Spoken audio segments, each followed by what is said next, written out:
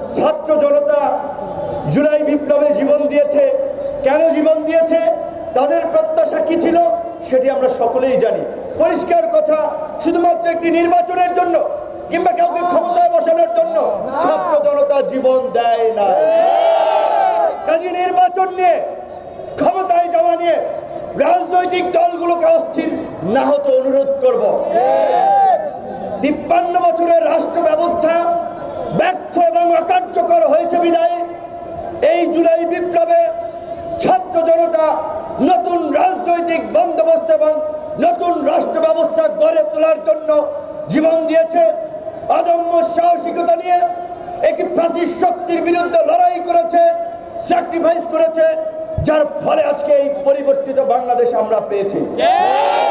ভুলে গেলে চলবে না, কোন রাজনৈতিক দলের নেতৃত্বে, কোন রাজনৈতিক দলের ডাকে ছাত্র জনতা এই গণ অভ্যুত্থানে অংশ নেয় নাই। ছাত্ররা ডাক দিয়েছিল কোটা সংস্কারের দাবিতে।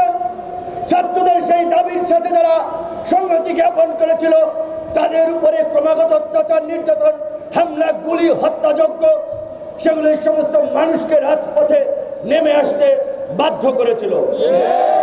কাজে এই যে ফ্যাসিস্ট রাষ্ট্র ব্যবস্থা এবং রাষ্ট্র কাঠামো, এই রাষ্ট্র ব্যবস্থার পরিবর্তন ব্যতীত, এই রাষ্ট্র সংস্কার ব্যতীত আগামীতে কোন নির্বাচন হবে না, হতে পারে না।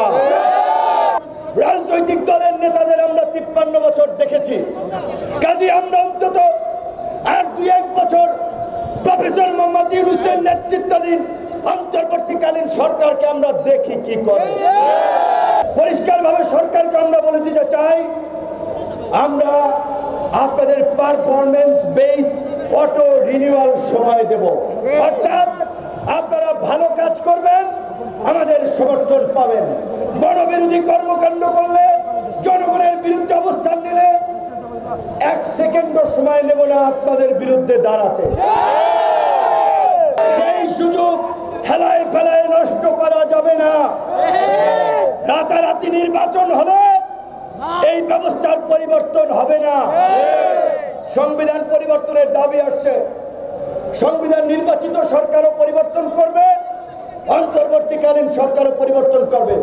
নির্বাচনে এক দল কিংবা এক দলের নেতৃত্বে কোন জোট সরকার গঠন করলে শুধুমাত্র তাদের সমর্থন সেখানে থাকবে।